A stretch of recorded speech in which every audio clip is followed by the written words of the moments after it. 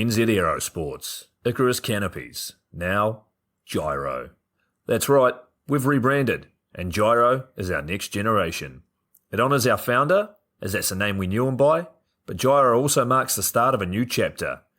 And not to be biased, but it's going to be fucking epic. Long story short, we're more us than ever, so if you're new to the sport, or even a Sky God Ninja Turtle, welcome. I think our valiant leader Lucy, Gyro's daughter, says it best. And we still got that fuck yeah attitude. Rebrand! Woo! Rebrand woo indeed, Lucy. Anyway, head over to gyro.com for more info and get amongst you legends. I was 19, broke, unemployed, and sold my girlfriend's canopy for drug money. So I thought I better sew her a new one. What a sentence, and what a story. This describes the humble yet outrageous beginnings of NZ Aerosports, the home of Icarus Canopies, in the words of our founder himself. From getting a paratrooper toy from his mom, watching parachutes at the DZ as a 6-year-old, jumping off the wharf with a parachute made from bed sheets, doing his first jump at 16, sewing his first canopy on a borrowed machine at 19, and starting to sell parachutes out of a garage in 1986, Paul Gyro Martin had an undying love for the sky. Our company started with one man with the wildest of spirits and a true blue sky dream, a renegade. In the time that Gyro created and ran the Icarus Canopies brand until he passed away in 2017, he pushed everything he had to its limits. We miss him, and we always will. Gyro is the next generation of NZ Aerosports. It honors our founder, of course, because it was the name we all knew him by, but Gyro the rebrand also marks the start of a new chapter, our next jump. Gyro is the space between sound and silence, art and science, chaos and calm. Gyro is a state of epic tranquility that transcends understanding. That moment, in the door, in free fall, mid-swoop, where nothing but the present exists. A perfect balance of euphoria and thrill. Gyro captures our passion for flying and our commitment to designing break-the-fucking-rules canopies that deliver pilots pure, wild flight. Hey gang, so I got a new book out. It's called The Upside of Fear, and it's exactly what you think it's about. It's about the good side of, well, getting scared. In it, we talk not only about the science and biology behind fear, but the psychology as well. And it's not just coming from me, it's coming from some of the best in the sport. Omar Alhigelan, Jeff Provenzano, Maxine Tate, and so many more have contributed their sometimes terrifying stories to the book to help you overcome your fear. So head to the lunaticfringepodcast.com. You're going to find the link to the book there, as well as the other books. It's available in ebook, paperback, hardback, and audiobook right now. Coming straight from the cockpit, it's another episode of Lunatic Fringe with the fucking pilot.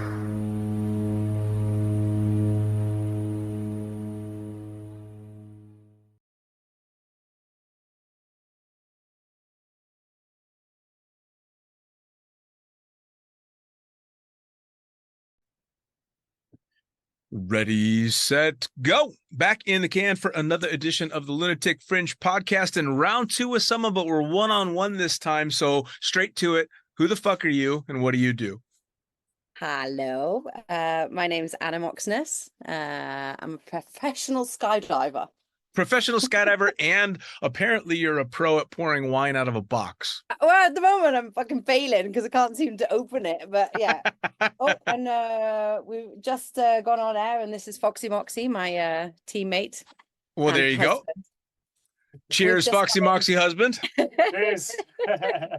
We've just come in on the snow scooter, and we're battling against the weather here in Norway. Yeah, so you were telling me you're at the top of a relatively steep, icy hill on a farmhouse in Norway. Yeah, this August we got ourselves a new project, and it's a 200-year-old farmhouse just at the back of Voss, the skydiving center here. So we're about 20 minutes from the drop zone. 25. And we're up a hill, and it's terrible weather at the moment, so it's a bit icy. So we decided to solve the problem of not being able to access the farm by buying a snow scooter and a sledge. So yeah, we were transporting stuff up for the rebuild on the snow I scooter. So mean, I'm hey, soaking wet. creative problems require creative Creative solutions. solutions, sir. Exactly. Yes, absolutely. So before we get into the skydiving stuff, 200-year-old restoration Yeah. project. Does that make you nervous now that you've done it? Man, no, it's pointless being nervous once you've done it, isn't it? I think I thrive in chaos because it's definitely chaotic here. And we also rescued two sausage dogs at a boogie in Sweden this summer. And of course, then Nina, who's sleeping next to me here, she got pregnant. So we have a 200-year-old farmhouse in restoration and 6 puppies, so 8 dogs total with mum and dad. Wow. So it's absolute chaos and probably the most joy I've experienced in a long time. It's cool. How But the hell are you? I'm not saying I'd recommend it for everyone. Yeah, I mean, my wife and I just moved into to our place at the beginning of the year, and this place was built in 2008, and the kitchen remodel scared the shit out of me. Yeah, man, we were away in Imperia Brava for the Christmas boogie, and we got a phone call to say, like, the guys that were working in our kitchen, like, it was tools down. They found rot in the bottom of the structural piece of the house. And then at the same time, we have this huge tent that we were using for the rebuild and also using for like packing in the summer and stuff because we can jump in the garden. And it collapsed under the weight of the snow. So like, yeah, there was a whole bunch Oh, of stuff went down all at the same time. But yeah, it wasn't up. It was all right. it's pretty wild. Actually, it's kind of funny that you say tent because I had never, coming from the States, I had never seen construction tents before where they build a tent big enough to fit a fucking house in and then build the house under the tent. But now that Yeah, I'm here in Finland, that's incredibly common. because of the weather. Yeah. We even have some really cool hangars in Norway that are tents. I don't know if you use those in the States. I think building generally might be cheaper in the Sure. States. And Sure. what do we know? Yeah. So You're a outside pilot, of weren't you? what's that? You were a pilot, weren't you? Weren't you I've flying? I've flown a plane once or twice. Yeah. How many hundreds of thousands of hours? I have about 14,000 hours. 14,000. Not too Yeah. shabby.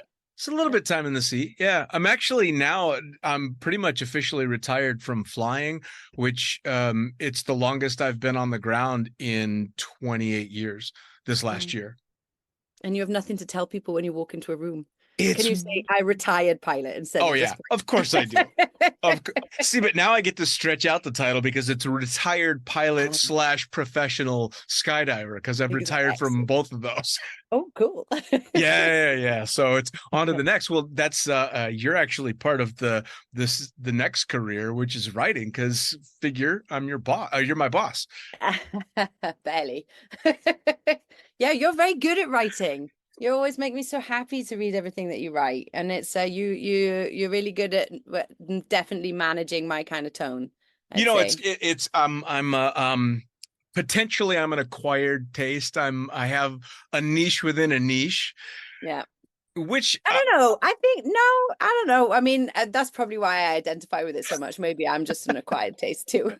I've been told before that I swear too much. So that. now fuck that. Yeah, right. Now because I'm British as well, I like swear and then I'm like, oh, sorry about swearing, and then I'm like, I don't know, fuck it. Well, you know what somebody said to me the other day, and it was really kind of funny, is they said, you'll sit and have a conversation with someone and be professional and very adult and responsible. But the first time somebody drops an F-bomb, the first thing you think is, oh, I can trust this person. Yeah, there's definitely a level of it. I think Right? also, I mean, I took the feedback in the way because it was valid feedback because I was swearing on stage and I still swear on stage for sure. But I made me think that maybe some people it's not, it just made me think a little bit about it. So, yeah, I mean, I still swear on stage. Sure. Well, you know, I that was suppose if always. you don't like it, don't fucking come. Absolutely.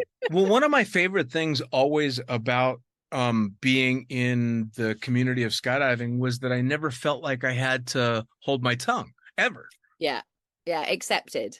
Yes. You just The say way you were. whatever, you know, and it's I mean, obviously that doesn't always translate into regular life, but I've been in the industry and around the industry for so many years that chances are if I know you, you have something to do with skydiving. Yeah. You know. Yeah. Not to Exactly. mention, I mean, we're talking about something that's a very extreme, very passionate activity, and that generally brings along that kind of language too. Colorful, excited language, one might Yes. say. Yes. Yeah. Because I wrote for Blue Skies magazine, I wrote an entire article on the word fuck, Yeah, which, because was yours the Ask the Fucking Pilot? yeah, yeah, Or yeah. yeah. It's Yes. I had so much fun doing that because Laura and Cola, a bit like you and Holly Blue, in that I got to be myself quite a bit in the writing. And yeah. Laura never edited a single word that I wrote, which to this day shocks me because I read back some of my stuff going, holy shit. It's nice though. It's nice to kind of like time capture all those things, isn't it? Yeah, of course, of course. Mhm. Now, Mhm. before we get too deep into the woods with everything else, and I start asking you about your remodel, tell everybody, because you've been on before, but tell everybody again how you particularly got started in skydiving, the background behind all of it. I grew up on a drop zone, like all the best people, I think, because you're raised by wolves and raised by a village, which is I think is a cool place to grow up. Mm, Uh, my father, he ran a skydiving center in Wales where I grew up. And he'd been an instructor for my grandfather, who had a skydiving center in Hereford, which was like an ex-military kind of drop zone. So him and my mum met there and then went off and started their own drop zone. So yeah, I was kind of born into the sport. But I started quite late as a skydiver. I think I started jumping after tandem. I think I did my AFF in like when I was like 21, 22, really? because yeah, because I was on the drop zone my whole life. And then when I started to be like a teenager, my mum would keep me and my sister a little bit more away from the drop zone, you know? And then I got into music and I joined a band at the age of 14 that was a touring band. So I was on the road with music basically. And until the day, like I went into this band and then my uncle, he's actually here on the mountain as well now, helping us build the kitchen. My uncle Kevin, he taught me to skydive but he'd been mithering me since I was like 13, 14. Hey, you gotta come do AFF, go do AFF. And then I was doing the music, and then like the day that I finished with it, I said, I'll be out next Tuesday. See you next Tuesday. Wow, wow. We'll get back to the jumping, but I want to hear more about the band. The band was cool, man. Have you ever seen the? I've heard a few band experiences, but do you know the film The Commitments? Yeah, yeah, yeah. It was that. It was basically that. But they were a 13-piece soul band we were. And I was one of three backing singers, and then No two. shit. Yeah, yeah, and it was just because a friend of mine, she was really, really into this band, and they were like a really tight, really fantastic live show. And we went to see them a couple of times, and she was like, "Hey, hey, hey! I heard they're doing auditions. You can sing." Just because I would sing like pissed up in the ladies' toilets. Do you know what I mean? Sure. And I was like, nah, come on. So yeah, long story short, I That got the job at quite a young age and went off with them.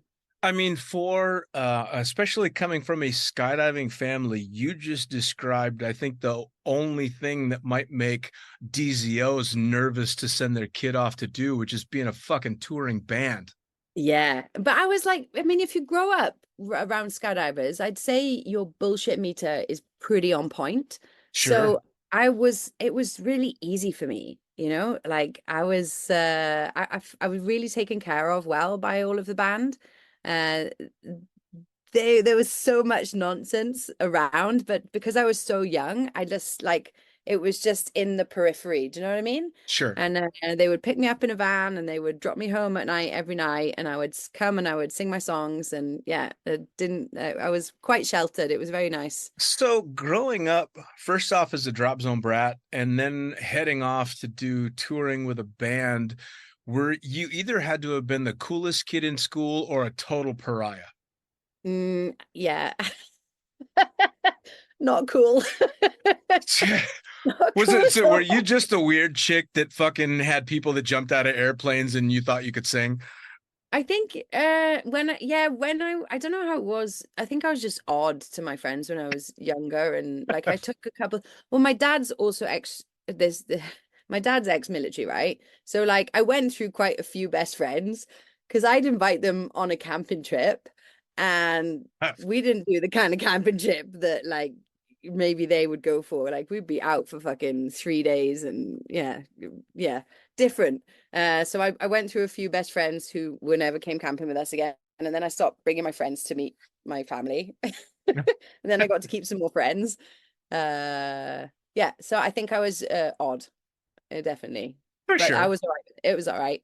But It was really nice to be odd because you never have one particular friendship group. I was pretty good at sport as well, so I think I got away with some stuff because they'd want to have me on their team because I could hit people hard and stuff. sure, sure. Well, it's kind of funny because looking back, and it's not always the case, but a lot of the time, the cool kids in school didn't stay that way because they were never forced to really, do anything other than just be cool. And the rest of us were forced Yeah, to, find a different path, yeah, yeah, which agreed. which is kind I of think nice. it's cyclical as well, though, because I think like the cool and the uncool is just like I think it goes in a little cycle throughout your life, Sure.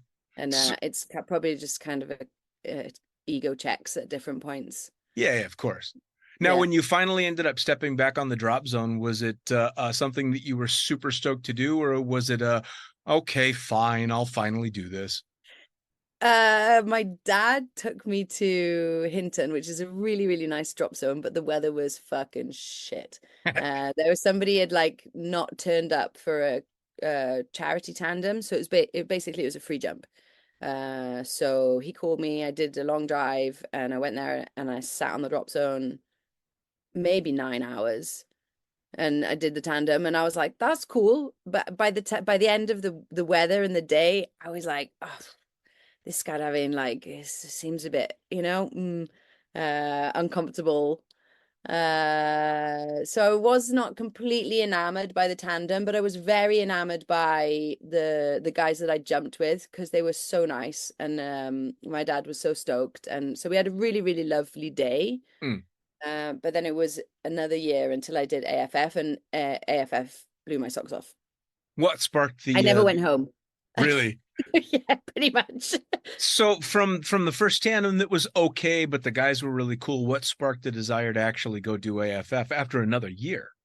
That was more my uncle just telling me like he was more of a man of the world, and I loved where I grew up so much, and I had the music thing going on, and like I'd been running a nightclub, and I was like dating a local rugby player, and I think like my path was set. My mum thought I would never ever ever leave Swansea, and my uncle was like, "It's time to get out of Dodge, girl." All right.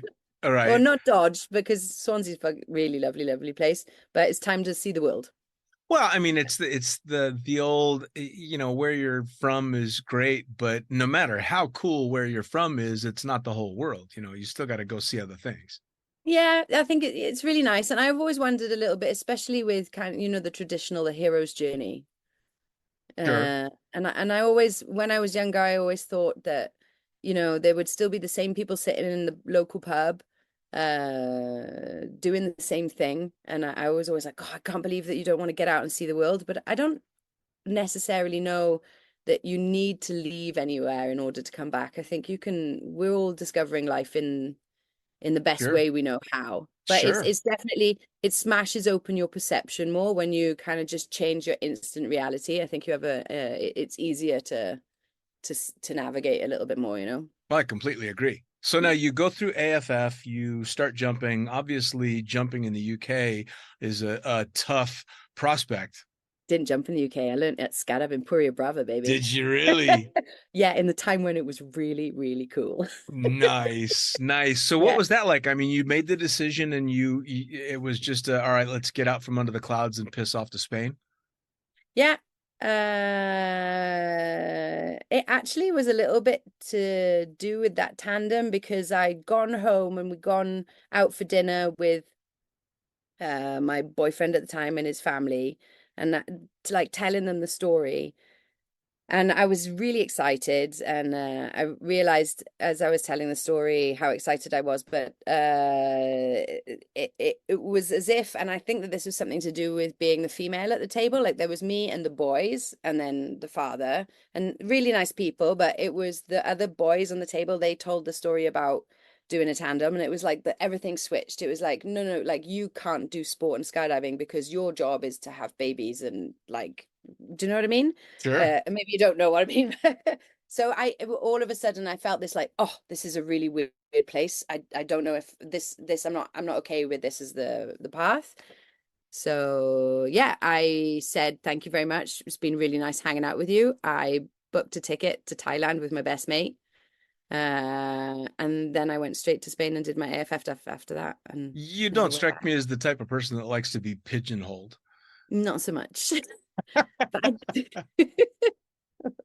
So, it's like that moment of flash of your whole life before you were like, fuck, no thanks. all right.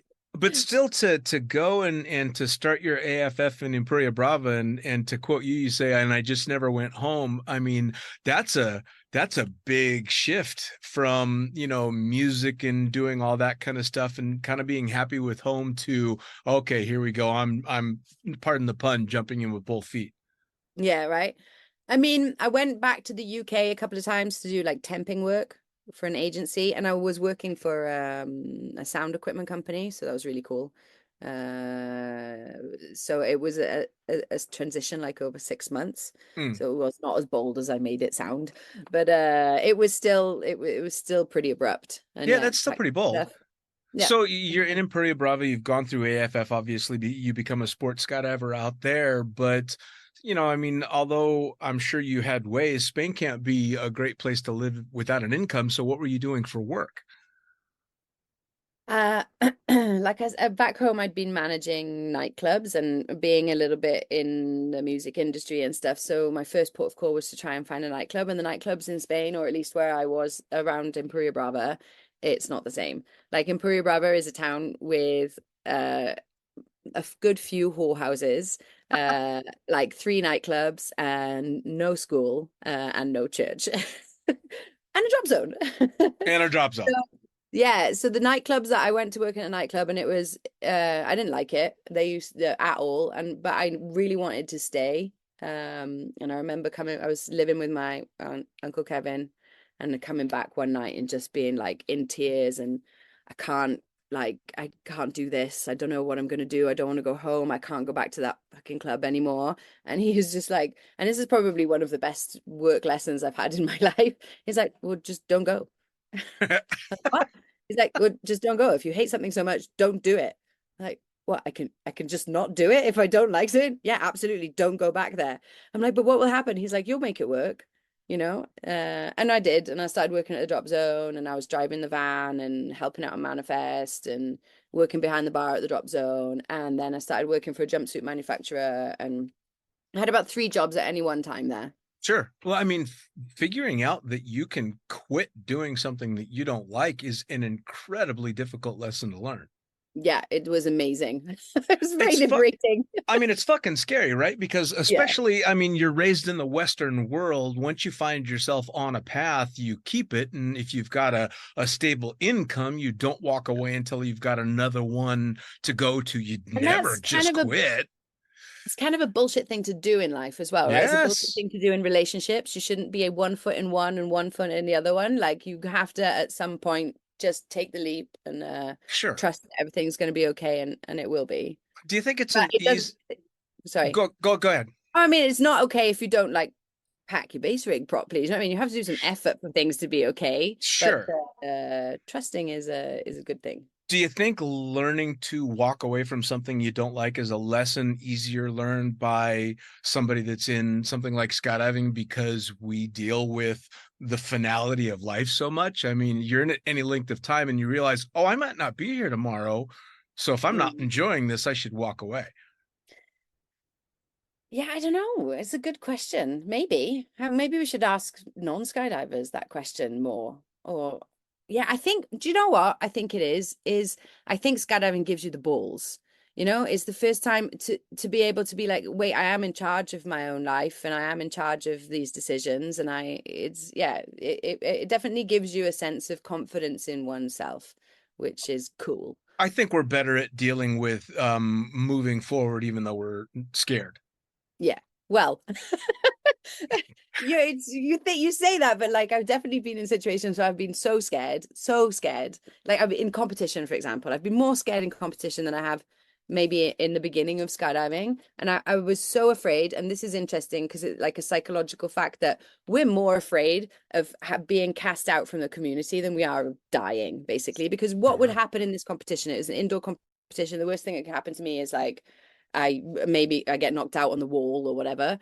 But it's not, I shouldn't have been that scared, but I was so scared about being judged that I didn't know if I could walk. I was in the supermarket before our first round of this competition that we've been training for ages, and I was like, I'm gonna puke. I'm gonna drop dead on the floor in this supermarket, and I was like, is that really how I'm gonna go? Dropping dead in a fucking supermarket in I don't know where we were, somewhere in the middle of Europe, and I was like, yeah. It's kind of funny because I just wrote a book about fear, and I had a bunch of You just wrote a book? Yeah. Just drop that in there. Yeah. Well, hey, I gotta plug it. I'm on my own Yeah, show. It's the only place I can plug it. How long did that take you?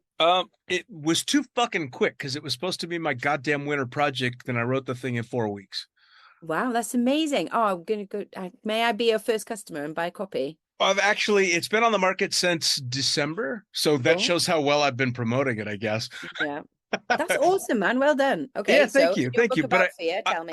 I had a bunch of pros give me stories about overcoming fear in the sport, and it's funny that you had said that because I approached you and Cowie, and out of all of the different things that skydivers can talk about in overcoming fear, his was exactly that. It was talking about the borderline terror, of dealing with such a high pressure situation like a big competition. Yeah, I'd never experienced anything like that before. And I was thinking at that time, like, I'm never doing anything like this again. Like, this is disgusting. I really felt like I was just gonna melt into a little blob on the floor and not exist anymore. And then as soon as it's over, you were like, give me some of that sweet, sweet crack again. Of course. Well, so let's backtrack for anybody that doesn't know. You're talking about competing, so they can go back and listen to the first podcast if they want a bit more detail into how you worked more into skydiving. But talk about your competition days. How did you get into competition? Who, where, what, when, wow, how, all of it. That was the Joyriders. So yeah, I started the Joyriders because I tried out for the Norwegian national team like pretty late actually into my skydiving career, because it took me quite a while to have anything to be able to try out for. Pre-tunnel days, shall we say. Sure. But also just like working in the sport and hustling, trying to get enough jumps and getting around. Finally I was starting to show enough progress to see if I could try this dream of competing. I tried out for the national team and didn't get in. So I was like, fuck, I really want to do this thing. And I was hanging out with another chick at the time called Camilla, and she was a badass. And she couldn't always fly all of her time in the tunnel. She would say, I've got tired, Anna, will you help me? I was like, yeah. She was just really being kind to me. So we started the Joyriders after a box of wine in Bottrop, which was the first tunnel in Europe. And we wanted to do dynamic. So we started flying two-way dynamic together, and we thought that it would be really nice to have a female four-way dynamic team. So yeah, couple more wines in after we'd come up with the name, which was, I had the old list somewhere. The other names are really, really, really bad.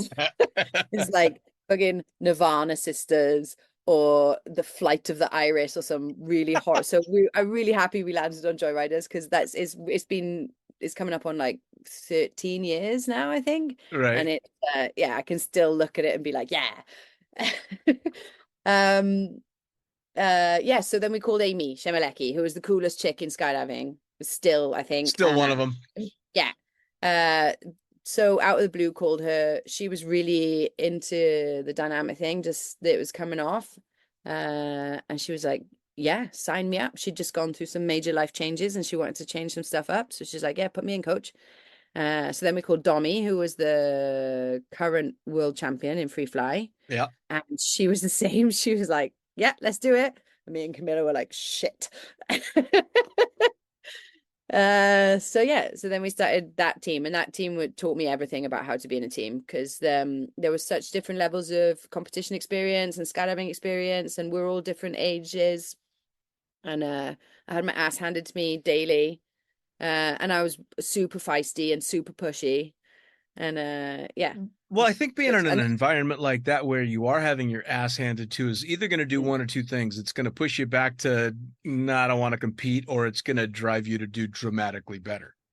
yeah, it was, I was really, really like endlessly grateful for that period, and all of the people that supported us and the people that we met when we were staying places and training, like some really long life relationships, and the girls, man, like there was something's really, really cool about that team, is like, because now we don't have anybody competing specifically, but it's like it's a network, Sure. basically. So it's all professional female air sports people in the team, and we meet once a month and we exchange ideas, stories, we do projects together, and it's like absolutely invaluable. And anything else in your life could kind of go down, and you'd still have this like core group of fucking really strong females that Sure. to Well, support and you. So something it's really like cool. that has to touch every aspect of your life in and out of the sport.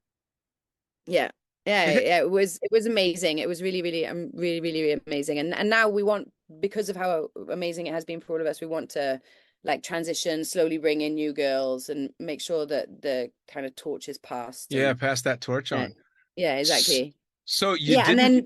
then we were competing at the time, and then the guy that was running the Norwegian national team, like, so 2 years after, 3 years after maybe, I got a phone call, and he's like, we're super impressed with what you did when you got turned down and you didn't give up, and there's a slot if you want it. So I was like, hey girls, what do you think about this? And they're like, take it, go for it. For And sure. yeah. Well, so Mm. that all came about from not dying in the supermarket and doing well in that first competition. No, we you know what? We did really, really great on day one, like really great. And it was the competition's over 2 days, and we finished in the afternoon, and we just did a classic peak too soon. Like we got so excited, like we we might have had a cocktail because our rounds weren't until like the afternoon of the next day, and we were just like, we're gonna fucking smash this, we're so awesome, da, da, da. And it was just pure meltdown city the next day. It was terrifying. Lesson So learned, though, right? hardcore, yeah. So you get through that. Obviously, you got a real taste for the competition side of things. Then now you're being offered the next step. So let's go from there. Yeah, we hustled together a team, myself and two other young Norwegian lads from the local drop zone here. And yeah, we started training, and we sat down this time with a bottle of whiskey, not a box of wine. So excuse me to all the non-drinkers out there, but they're in some of the big life choices, there has been some cheers, Cheers. inebriation. Yeah, right there. Yeah. Yeah. Ding. Moose, he was working offshore. So he brought us a really fine bottle of whiskey from the Scottish Highlands. And Pedder, he was working in the manifest at the drop zone. And I was like, okay, I only want to do this if we do this really seriously. And I knew the free fly scene pretty well. I've been involved since like 2004. And I was like, I think it's going to take us 4 to 6 years, but I think that we can become world champions, Wow. which is a pretty ballsy fucking It's a bold goal. statement. It's pretty bold. But I was like, why not? And I kind of said it in a way that like, okay, but then as we get a little bit deeper into the years that we were together, I was like, oh shit, it's on, you know? And yeah. I mean, that's you have a good, say, local team that's doing a good job, and they're, doing fantastic in their area or maybe even in their region. But to go from that to world champion, where the levels just, It's holy shit. mental. We went to Yes. our first competition like complete idiots. But I think that first, not complete idiots. I mean, completely. It was just, when you don't know, it's just such a beautiful place in a way, because Sure. we were just so ballsy and so like, and we trained really, really hard for that first competition. And we got there and it was like, I was like, even though we came, I think, I can't remember, eighth or something, I was like, I could still see the steps. Do you know what Sure. I mean?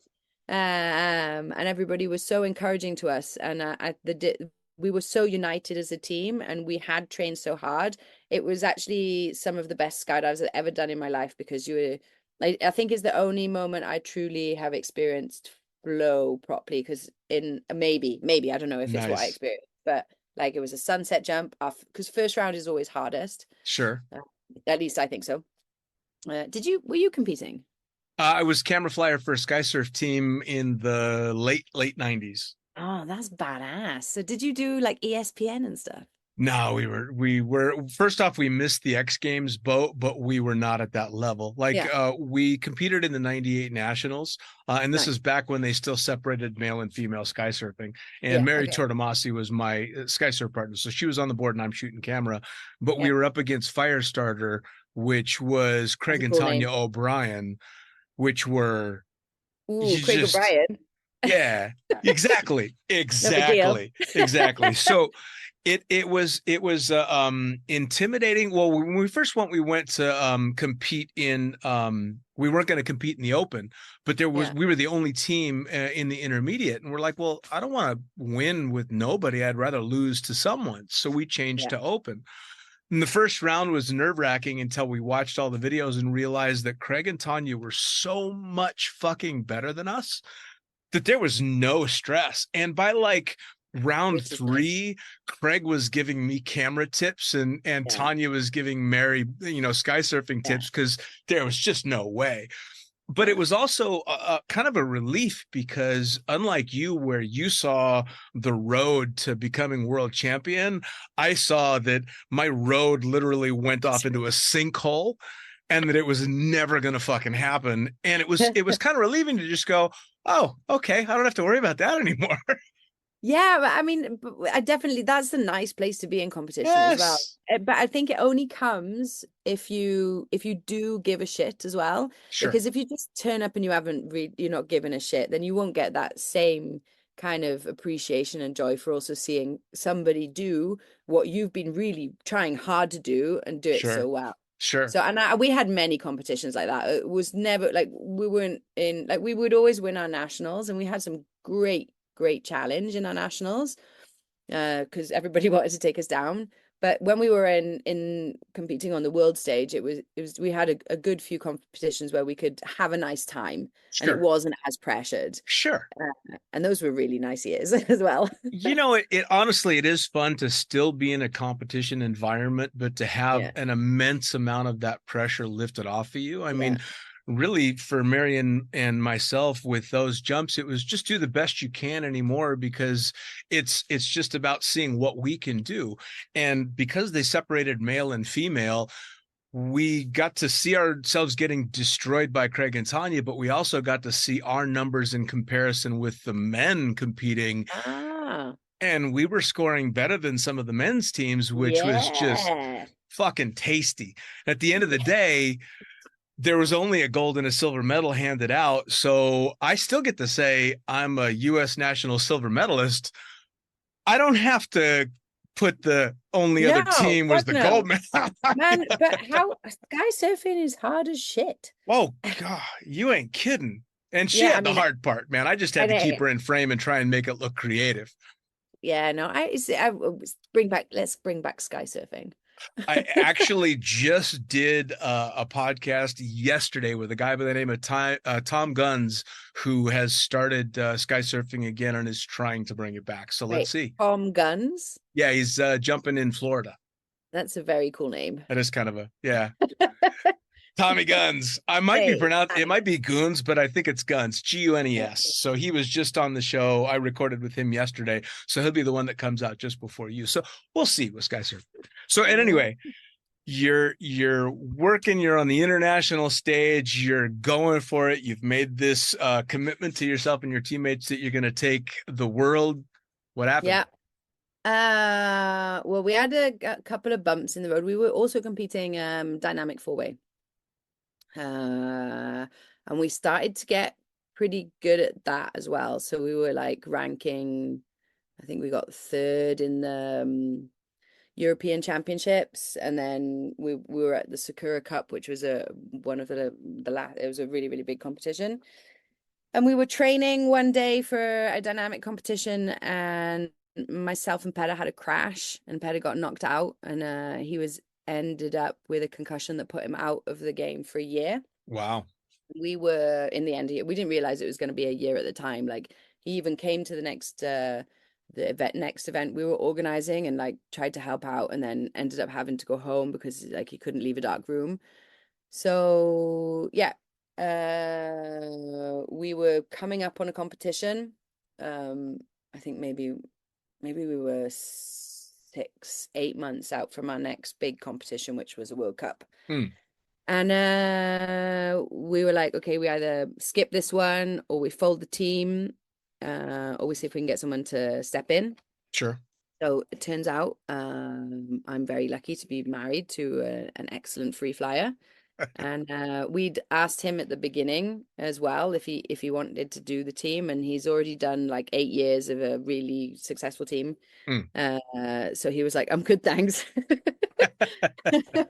So yeah, when Petty got injured, we asked him if he could come and help us, and he was kind of reluctant, but then was like, yeah, I'm in 100%.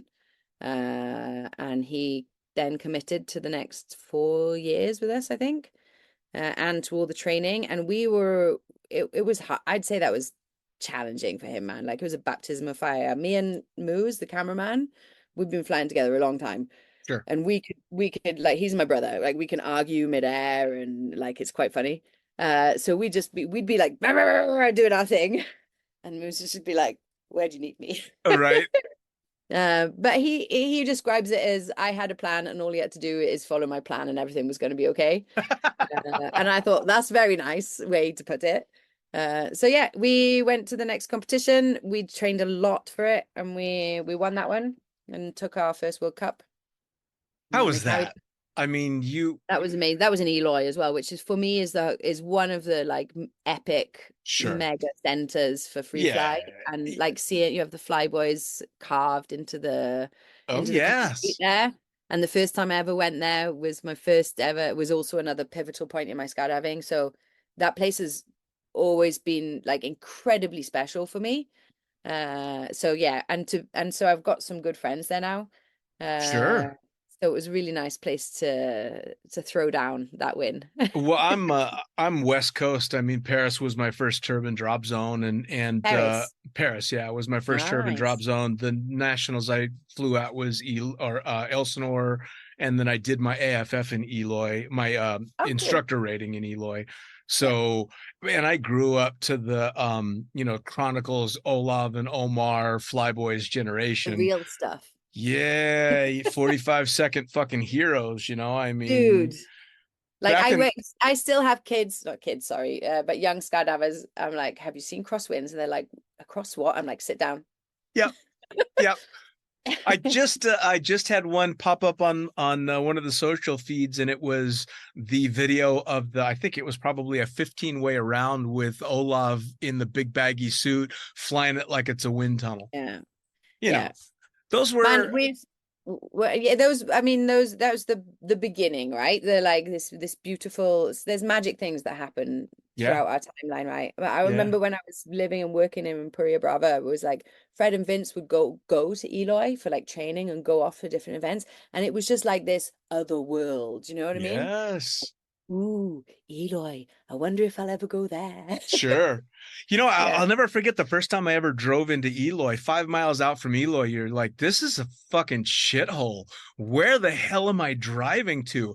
And even as you're know. driving, and granted, it's been a long time since I've been there, but even as you're driving up the first drive to get in there, you're like, am I in the right place?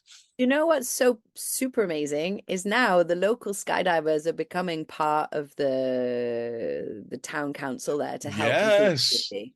That's Yes. so impressive to Well, me. is it Like, is it the mayor or one of the higher ups in local government there? And granted, it was for a sad reason. It was for the balloon accident out there, but she was on the news talking because she's an active skydiver, ah, talking about the balloon pilot and all that kind of stuff. And I went, oh, we are kind of that age now. We are that with that, generation. Shit.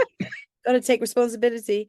Yeah, Yeah. but How it is a crazy place, but I mean, it's beautiful, man, as yes. well. Like in the sunset and sunrise is like nothing else I've ever seen. Oh yeah. I mean, my home drop zone was Las Vegas, so same kind Ah, of okay. scenery. Just Wait, so this. then you know Ray Kubiak?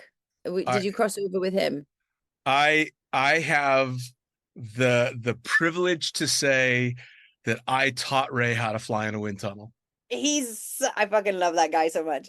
He You know, he was a joyrider for a time. was He he filmed it. really? Yeah, it fucking best. Anyway, sorry, carry on. You tell me. I was the first instructor to take him into the wind tunnel.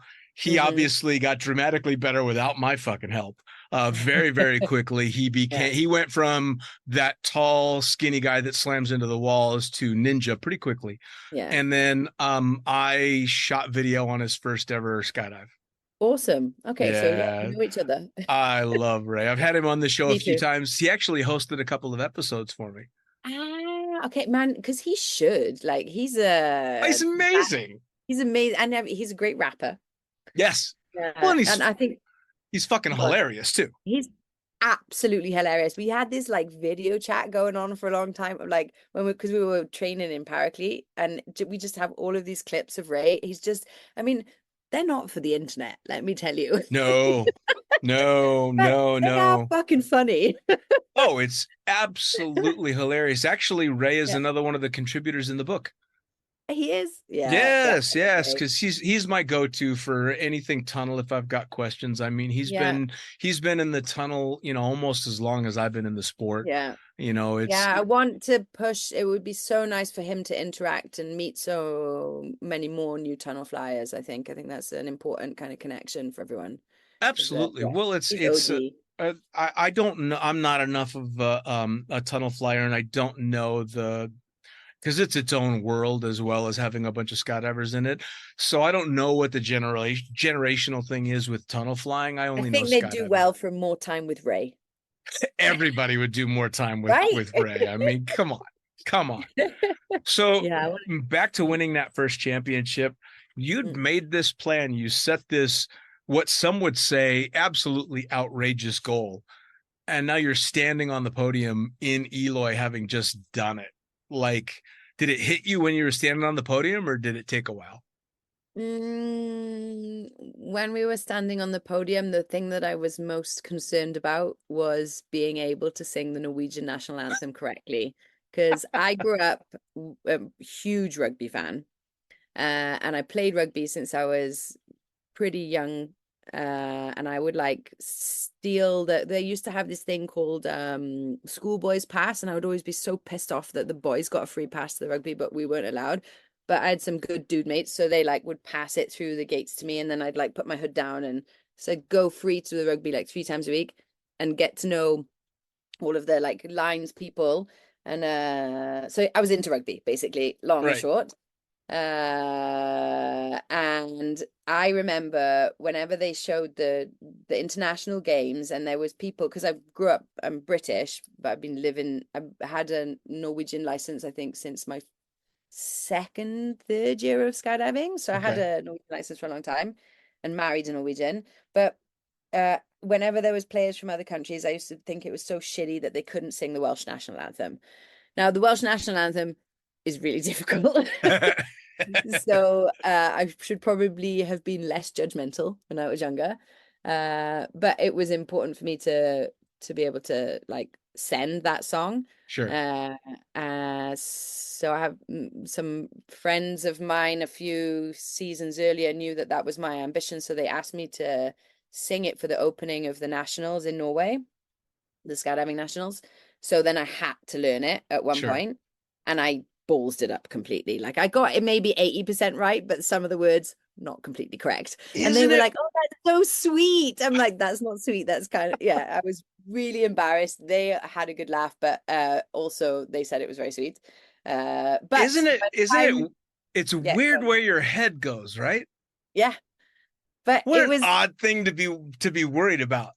no, I just like but I had the best time because I Yeah, knew it so well by then, and it was, you know, when I said I saw the steps, like this was sure. definitely a step. Like, you know, they say prepare for opportunity meets preparation.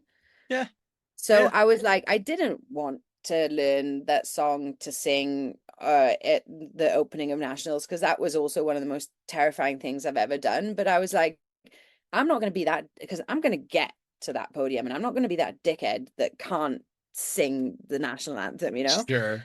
So it was all for me a little bit tied together, and I sang so loud. And I was definitely an emotional moment, and That's it awesome. was really, really nice to stand arm in arm with my husband and my brother, and Sure. Do you uh, speak the language? yeah, but terribly. I'm Do you speak trying. Finnish? No, God, no. Fuck no. It's so Then a my little wife. bit. Kiitos. I can say thank you. That's about it. What's thank Um, you? Kiitos. Kiitos. Yeah, that's That's right. Kiitos. That's it. Kiitos. Okay, so My go. wife is a Swedish speaking Finn. So if I'm gonna learn a language, it's gonna be Swedish Men snackar because du svensk? no, bara Ja. lite svenska. Du hördes lite But svensk ut. Det yeah, går bra. you've already exhausted No, every. you have a nice accent. It's because of the wife. I mean, she Yeah. all her friends, all her family speak Swedish. But and it's enough like English that I think that I might be able to manage it. But I started taking classes, and in a place like this, when you've got people that don't speak Finnish or Swedish, chances are they're from somewhere else, which means they already speak at least one more language, Yeah. which means learning is easier. I'm Yeah. almost 55 years old, and I am so deeply ingrained with English that Yeah. learning to speak a different language is tough. You'll be all right. I'm And trying. Swedish is cool, man. I mean, I suppose it's like learning anything, right? When we give up, at least this is what I struggle with, is I don't like being shit at things, and Yes. that's the only thing about learning is being shit for a really long time. Yep. Yep. But My then when you've learned something, you look back and you're like, oh, wasn't it fun when I was shit? Yeah. Well, my mom said the same thing. She said she was taking French courses, and that her instructor said she was struggling so badly because she's a writer as well. He said, Yeah. you're worried you're going to be bad at this, and you're so Yeah. good with English that you're not allowing yourself to just sound like an idiot. And she's like, yeah, that sounds about right. Yeah. You I know. mean, for me as well with learning other languages, because I feel like it's a little bit my superpower Mm. is being able to communicate with people, Mm. because I've always found it, you know, it was the thing that you would get, it's probably from growing up on a drop zone, right? Sure. You're mixing with many different types of people, and how do you navigate in the world when your superpower is removed? You know, so that's a Indeed. interesting kind of place to be. Indeed. Yeah. It's, I Because mean, my superpower is definitely not speaking Norwegian. it's definitely strange when you have to learn to redefine yourself because you've made some big changes. This last year for me has been a real lesson in learning how to, oh no, I don't do this or that anymore. I need to figure out a different way. Now, speaking of different ways, you Wait, went is glass 2 legit? Oh, Or pour away, pour away. So what you didn't see was, first off, we scheduled this podcast for 6, but I didn't bother to realize that you're actually an hour before me. oh, so I wasn't late. No, you weren't late. I was an hour early. So I sat in the studio for an hour with this massive glass of wine filled to the brim because it was supposed to last me the hour podcast. But shit. so I've Wait, already gotten how far away are you from the bottle?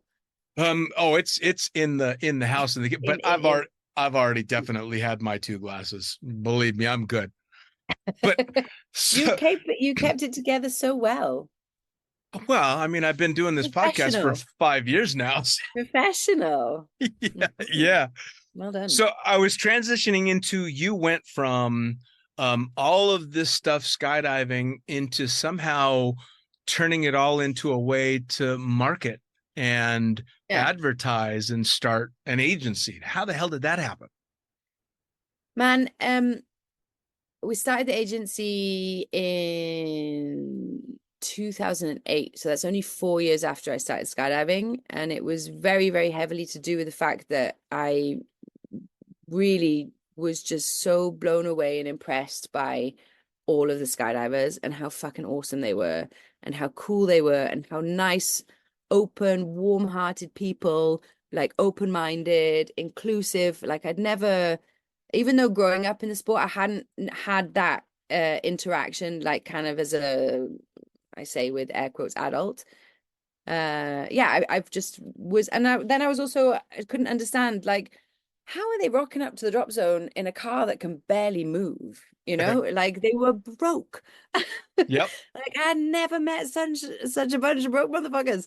And so also having a lot to do with sport at home and a little bit with music, I felt that there was a lot that we could do to slightly professionalize a little bit more. So yeah, I started to do some projects with some people and maybe just at least be the communication between like some newspapers and doing some photo stuff. I think our first ever project with the Edge was with Bruno Broken, when I'd met the editor of it's a big newspaper, man, but I don't remember, some British newspaper, and we had a couple of vinos in a bar in Spain, and he's like, what you do is pretty cool. And I was like, what do you do? He told me. I was like, oh shit, man, that's like a real job. And then by the end, he's like, we'll do a full centerfold for like whoever you think deserves it, kind of thing. Oh, wow. And I was like, I know this team. And it was, do you know Alan Pixie?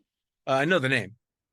They're really wonderful, amazing humans. Al, he lost his legs when he was 19 in Northern Ireland.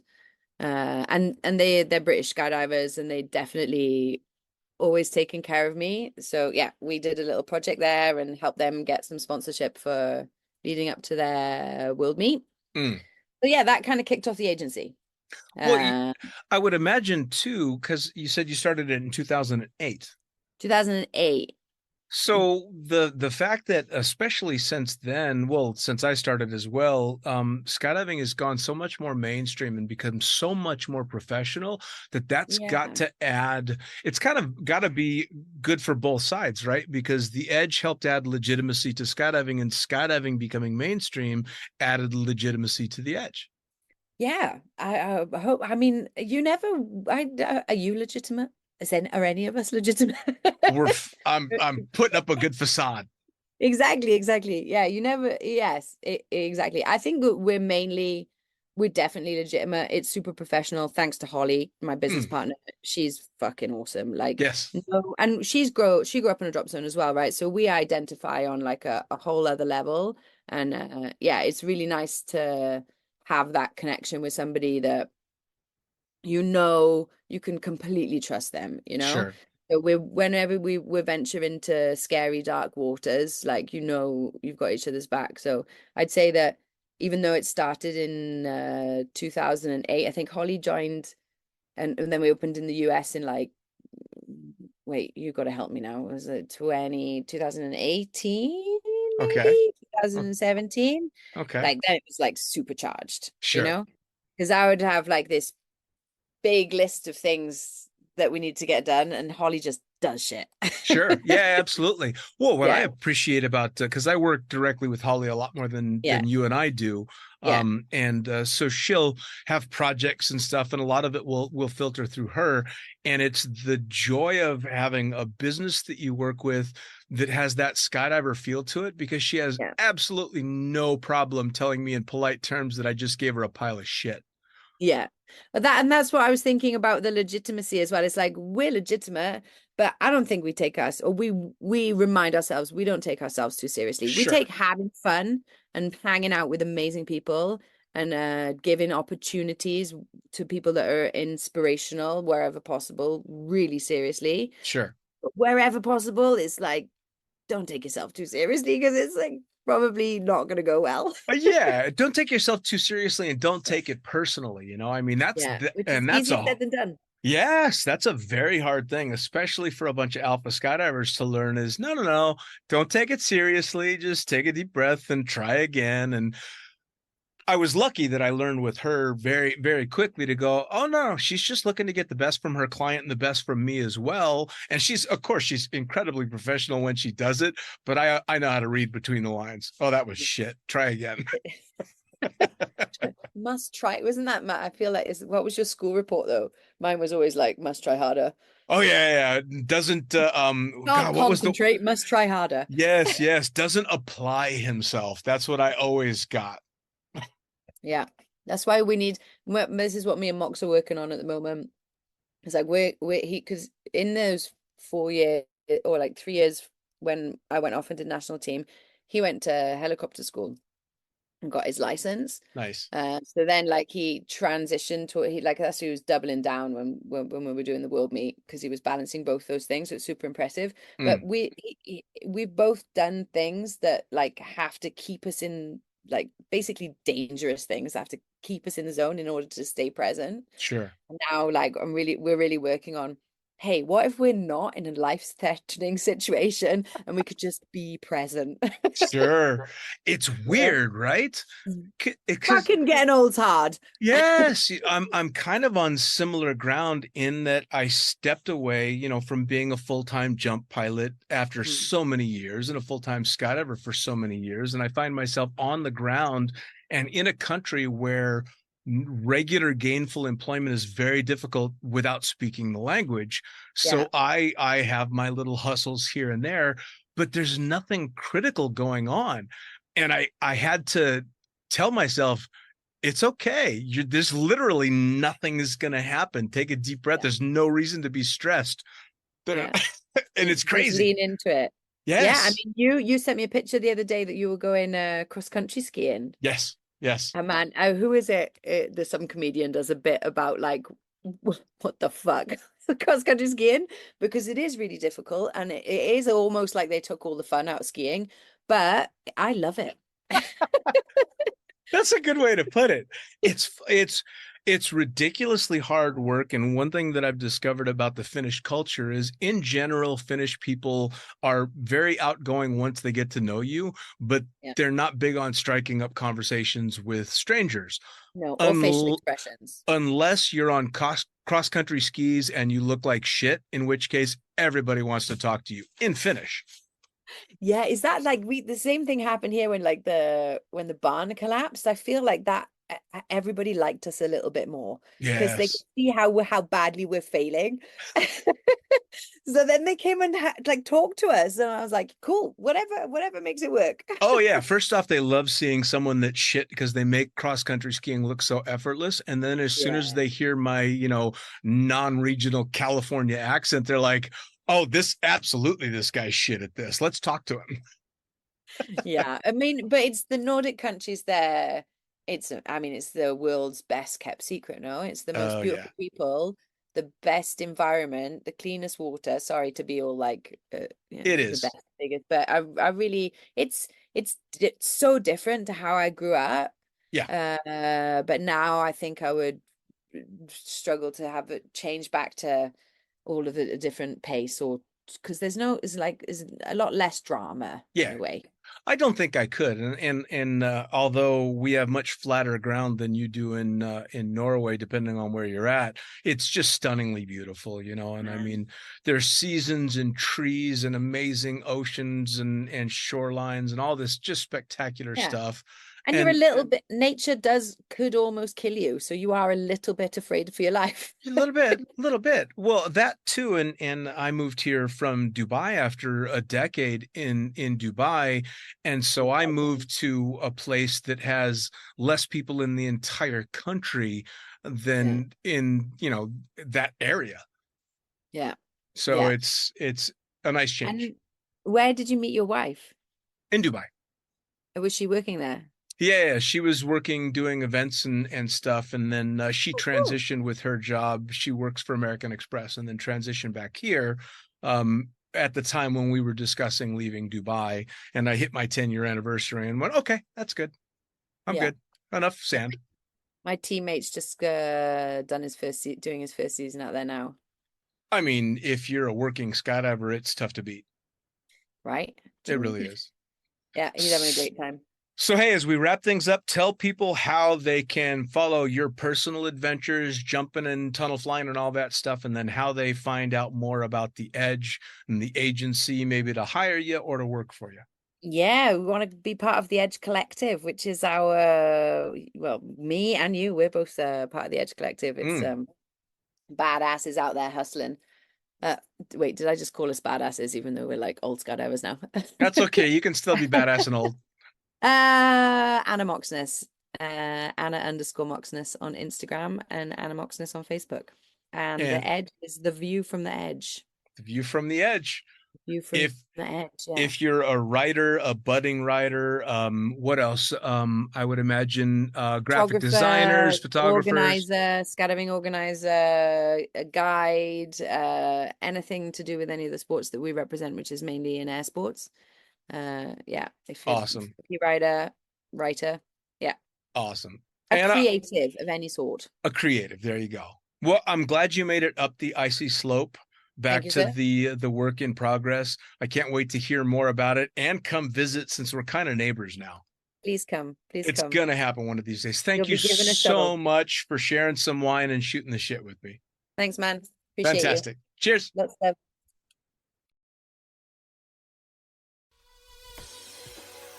Well, there you have it. Another episode of the Lunatic Fringe podcast, brought to you as always by, well, wait, not as always, actually. Brought to you now by Gyro. Formerly known as NZ Aerosports, you'll head to gyro.com for their next level line of canopies. By Pussfoot, the extreme sports collective. Head over to pussfoot.com to check it out.